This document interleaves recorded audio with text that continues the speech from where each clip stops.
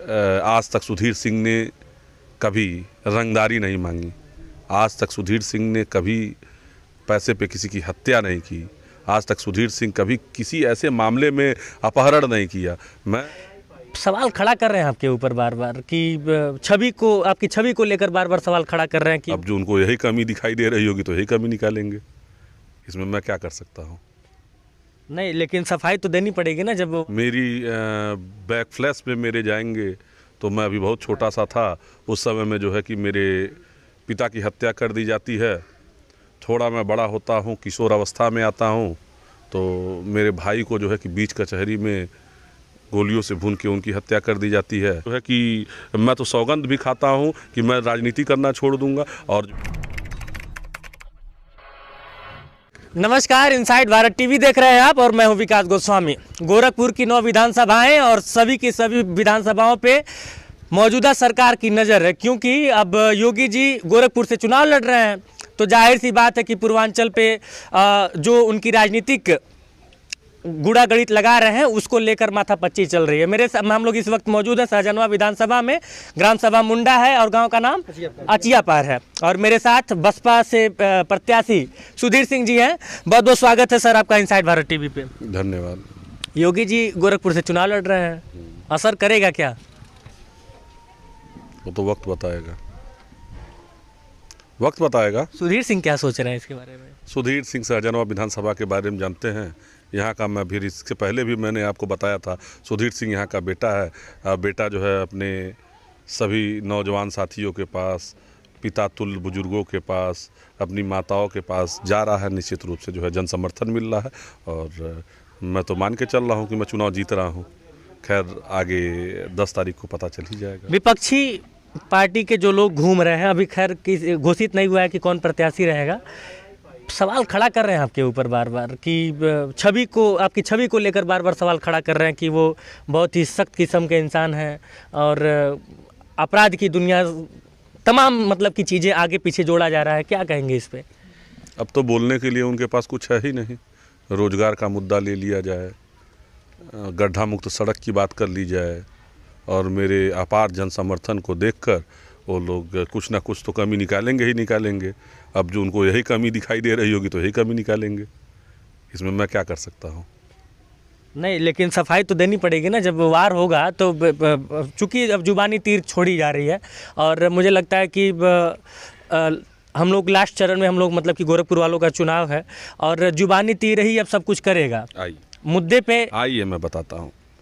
भारतीय संविधान में आत्मरक्षा करना कोई पाप नहीं है, कोई जुल्म नहीं माना जाता है। कोर्ट भी उसको छोड़ती है।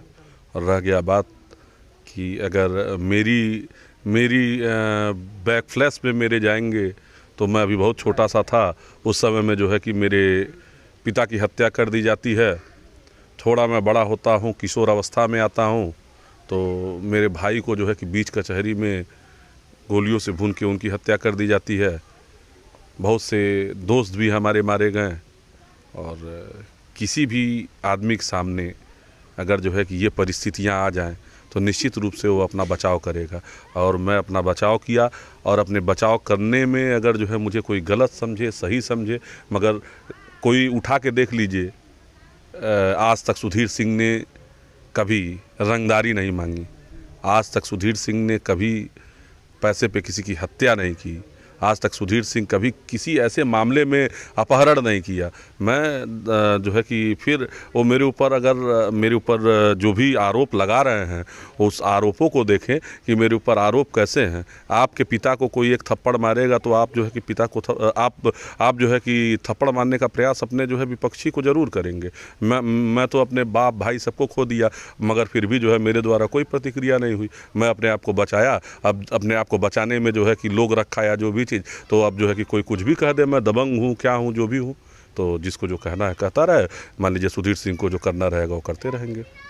पिछली बार मैंने आपका एक इंटरव्यू किया था और शायद कोई सम्मेलन था वहाँ पे आपका एक वीडियो काफ़ी तेज़ी से वायरल हो रहा है। कट वीडियो है, उसमें से मैंने आपको भेजा भी था वो वीडियो कि, और वो सवाल बहुत महत्वपूर्ण था। हालांकि अब उस सवाल को लेकर एक अलग प्रतिक्रिया और वो वीडियो वायरल हो रहा है। वो वीडियो ये था, मैंने आपसे सवाल पूछा था कि शाहजनवा में यदि मान लीजिए कि इनकेस आप जीत जाते हैं और सरकार आपकी नहीं बनती है तो वो 50-50 वाला मामला आप कैसे निपटाएंगे? तो आपने पूरी बात बोलिए, कौन सी 50-50 मतलब कि यहाँ के जो स्थानीय लोग हैं आरक्षण को लेकर कि जो गीडा में जितनी भी कंपनियां हैं 50% हमारे लोग रहेंगे और उसके बाद 50 बाहरी आ सकते हैं। तो इस पर आपने एक जवाब दिया था कि सुधीर सिंह का विधायक होना ही काफ़ी है, और वो कट वीडियो बना के आपके हो सकता है प्रशंसक लोग उस वीडियो को वायरल किए हों, तो मैंने इनको भेजा था।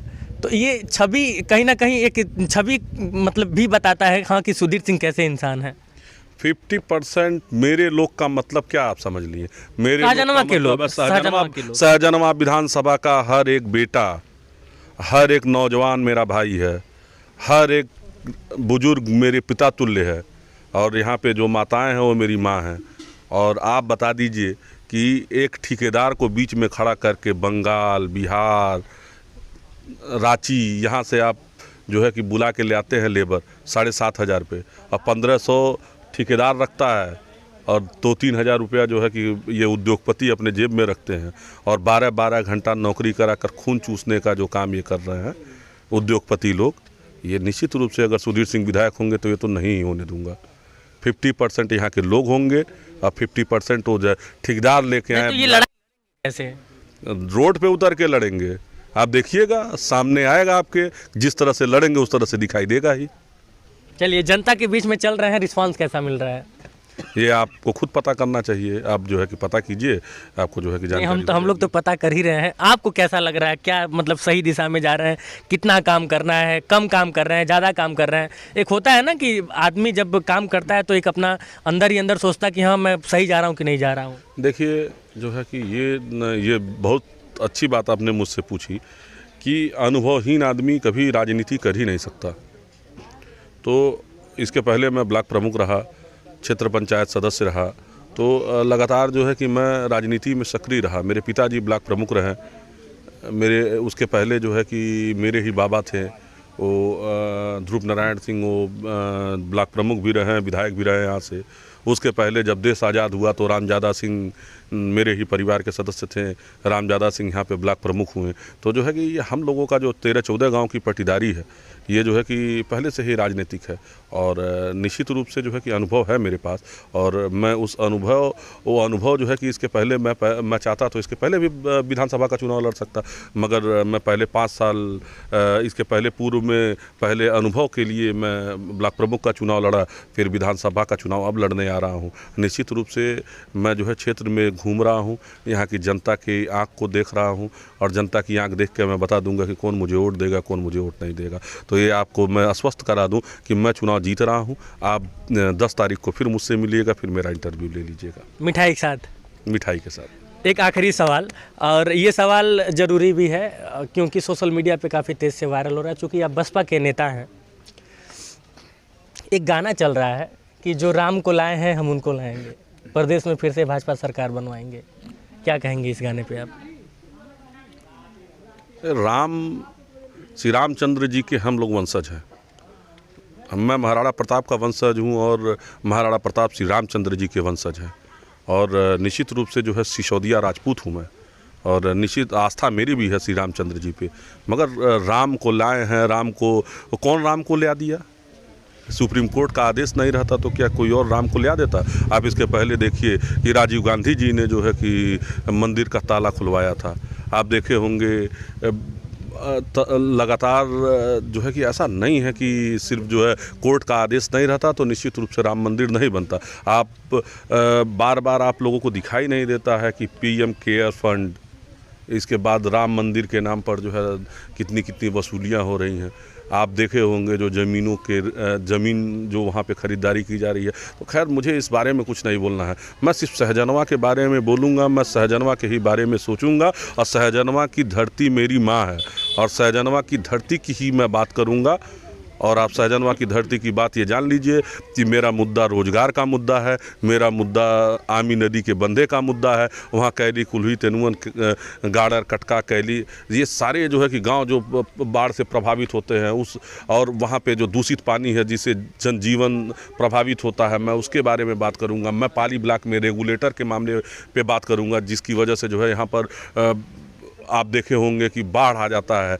मैं यहाँ पे फैक्ट्रियों के मुद्दों पे बात करूँगा कि जो उद्योगपति जो भारतीय जनता पार्टी की गोद में बैठकर जिस तरीके से यहाँ पे जितने भी लेबर हैं उनका खून चूसने का काम कर रही है, यही भारतीय जनता पार्टी की सरकार है जो डबल इंजन की। ये लगातार जो है कि इन्हीं मामलों पे धरना दिया करती थी सर्किल रेट पे। आप बताइए, वहीं पर बगल में वहीं पे बगल में 6 लाख रुपया डिसमिल ज़मीन का रेट देते हैं और वहीं बगल में 72,000 रुपया देते हैं। इसी तरीके से धीरे धीरे गीडा भी तो पूरे गीडा के आगोश में पूरा सहजनवा विधानसभा आना है। आज अगर सहजनवा विधानसभा के नौजवान, किसान, बुजुर्ग, ये लोग अगर आज नहीं चेते और कोई एक सशक्त नेता को यहाँ पर जो है कि उपस्थिति या उसको उस पर विश्वास नहीं करेंगे तो निश्चित रूप से उनका लड़ाई लड़ने वाला कोई नहीं होगा। और उनका लड़ाई लड़ने के लिए उनका बेटा यहाँ पर आया हुआ है। एक बार मैं चाहूँगा कि मेरे ऊपर ये लोग विश्वास करें। अगर 5 साल में जो है कि मैं इन लोगों के विश्वास पे खरा नहीं उतरूँगा तो निश्चित रूप से जो है कि मैं तो सौगंध भी खाता हूं कि मैं राजनीति करना छोड़ दूंगा। और जो है कि ये मैं यहाँ की जनता से भी ये अपील करता हूं, इसके बाद मेरा बहिष्कार कर देंगे। मगर एक बार जो है कि सुधीर सिंह के ऊपर ज़रूर विश्वास करें, उनको जो है अपने नेतृत्व दिखाने का मौका दें। अगर नेतृत्व दिखाने का मुझे मौका मिलेगा तो ही मैं कुछ कर पाऊँगा। एक आखिरी सवाल, और ये सवाल नहीं है, सुधीर सिंह जी से एक आश्वासन है, यदि चुनाव जीतते हैं, शुभकामनाएं हैं, सबको शुभकामनाएं जो लड़ाई लड़ेंगे। एक आश्वासन चाहता हूँ। आपने आमी नदी की बात कही और आमी नदी का जो गंदा पानी है उसका कारण भी आप जानते हैं और सब लोग जानते हैं। सुधीर सिंह 5 साल के भीतर, पूरे 5 साल अपने, अगर यदि जीतते हैं तो वो पानी स्वच्छ होगा जो आपके एरिया में आता है? क्या वो पानी स्वच्छ होगा? चूँकि गीडा से ही प्रभावित होकर आमी नदी का पानी गंदा होता है। मैं बता तो दिया कि गीडा से प्रभावित होकर जो यहाँ का जनजीवन जो प्रभावित हो रहा है, मेरी लड़ाई ही यही है। मैं आपको तो तीनों मुद्दा अपना बता दिया। मैं इसी मुद्दे पे लड़ाई लड़ रहा हूँ और यही मुद्दा मेरा है। और निश्चित रूप से मैं इस मुद्दे पे लड़ाई लड़कर, और आमी नदी की सफाई हो, चाहे गीडा में रोजगार की बात हो, मैं सब कराने का प्रयास करूँगा।